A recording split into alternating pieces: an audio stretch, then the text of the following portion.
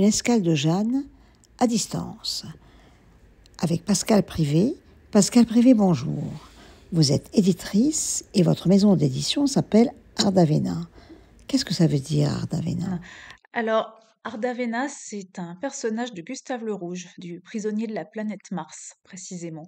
C'est un personnage assez peu recommandable, mais fascinant, qui est brahmane, qui a tout lu, qui sait tout, qui est capable de choses incroyables, comme de lire dans les pensées, de savoir ce que font les gens, et de voir ce que font les gens à l'autre bout de la planète, ou de vous propulser dans la planète Mars, ce qu'il fait évidemment dans le roman. Euh, on s'est dit que c'était un patron formidable pour une maison d'édition qui avait un petit peu les mêmes pouvoirs. Voilà. Vous avez plusieurs collections, je crois, n'est-ce pas? Nos collections sont au nombre de 6 plus une. D'abord, les 6 collections en format 12-19. La principale, c'est La Belle Aventure, qui est un peu la collection par défaut, qui contient de la fiction, de la poésie, et puis des collections plus spécifiques. Alors Cartel, c'est de la critique, Civica, ce sont des textes à portée politique, ou d'intérêt politique, euh, Solasta, des textes en rapport avec les changements environnementaux et l'inquiétude qu'ils suscitent, les vilaines pages, des textes sulfureux, comme le nom le laisse supposer, euh, Flora, la collection Flora, c'est une collection qui est constituée de textes de femmes qui ont été des auteurs reconnus, puis qui sont tombés dans l'oubli, comme Rachilde, René Vivien ou Judith Gauthier. Et on a à côté de ça les cahiers d'or, qui sont des ouvrages illustrés plus grand format, qui mettent en valeur le travail d'un artiste en même temps qu'un texte traduit ou un texte contemporain. Pourquoi toutes ces collections, Pascal? Si on a créé toutes ces collections, c'est très simplement parce que on a beaucoup de titres, à peu près 80 actuellement, et qu'on voulait que tout cela reste lisible. Pour accepter un manuscrit, comment vous procédez, Pascal, un plutôt qu'un autre? Quand on reçoit un manuscrit, on fait d'abord attention à la qualité de la langue. Euh, la maîtriser parfaitement ne suffit pas, mais c'est indispensable. Euh, Ensuite, on s'intéresse à quelque chose de plus difficile à expliquer, mais plus rare et plus essentiel, qui est le fait que le livre tienne tout seul, le fait qu'il ait une autonomie, une espèce de vie propre, une voix propre, qui ne nous paraisse pas être une espèce de prolongement un peu vaniteux de son auteur, ou d'imitation d'un autre auteur, euh, mais qu'il ait une densité, une individualité propre. Euh, Nous recevons beaucoup de manuscrits, comme tous les éditeurs. Nous essayons de répondre à tout le monde. Nous ne lisons pas tout en entier parce que, en fait, on sait assez rapidement que ça ne va pas convenir au bout de quelques pages. Euh, c'est quelque chose qui nous semble évident. Donc, on lit en entier ce qui risque de convenir. Pascal, vous restez confiante dans l'avenir de l'édition, je dirais papier? Je ne suis pas sûre que la littérature papier soit has-been. Je pense même l'inverse. Euh, j'ai lu des études qui prouvaient que dans un contexte universitaire, on retenait beaucoup moins bien ce qu'on lisait quand on le lisait sur écran que quand on le lisait sur papier. Pas seulement les gens qui ont mon âge, ni les très vieilles personnes, mais tout le monde. Euh, le, le livre papier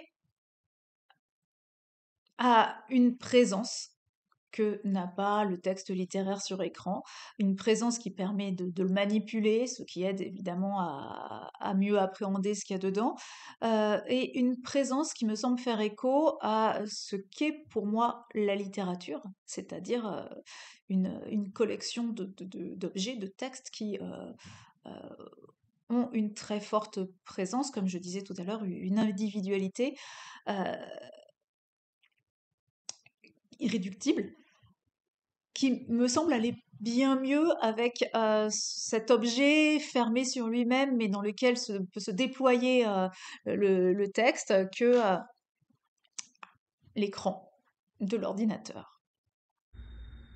Comment ça se passe quand, dans sa propre maison d'édition, on a un écrivain qui est son propre mari? Sur quels critères on accepte le livre? Comment on le corrige? Quelles scènes de ménage ou pas s'en suivent?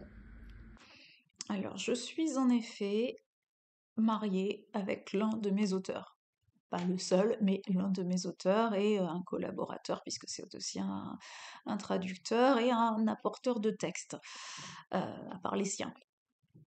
Et ça n'est absolument pas un problème, ni je crois quelque chose de si rare que ça.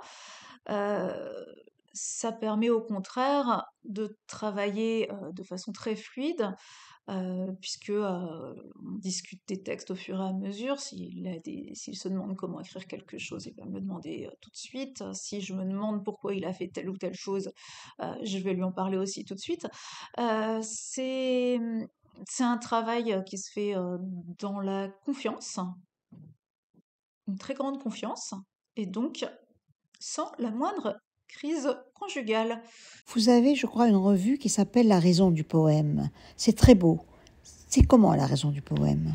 Alors, La raison du poème n'est pas une revue de poésie, c'est une revue littéraire, mais beaucoup plus, dont le champ est beaucoup plus large que ça, et pour nous, c'est aussi un objet sociologique d'une certaine façon, ou anthropologique, autant que littéraire.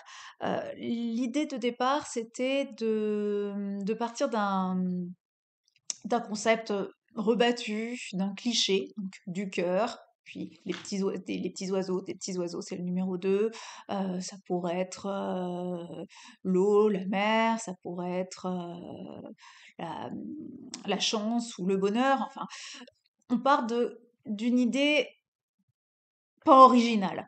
Et on essaye de voir ce que peuvent en faire n'importe qui a envie de nous envoyer un texte dessus. Ensuite, on sélectionne tout ça de façon à avoir une espèce de panorama de ce à quoi, de nos jours, peut faire penser ce thème.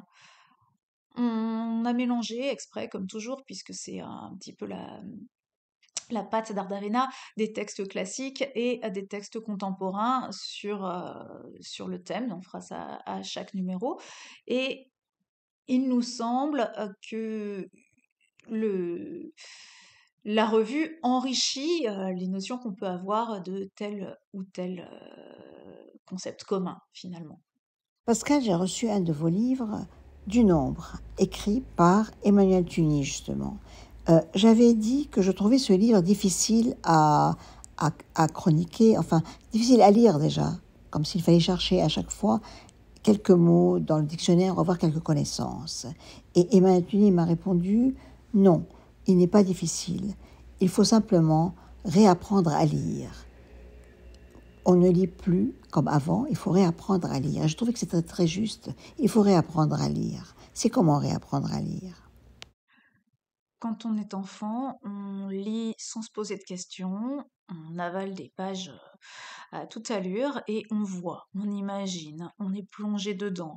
On se pose pas la question de savoir si on comprend les mots, c'est comme ça qu'on les apprend justement, en lisant des mots qu'on ne connaît pas. On ne se demande pas non plus quelle est la syntaxe de la phrase. On avance, ça vient tout seul. Et ça, je crois que ça ne doit pas se perdre, que c'est une lecture que l'adulte doit pouvoir continuer à pratiquer, doit s'autoriser de pratiquer. Hélas, Pascal, le temps nous oblige et nous voici à la fin de cette escale à distance. Est-ce que vous souhaitez nous lire un passage que vous aimez particulièrement dans un de vos livres?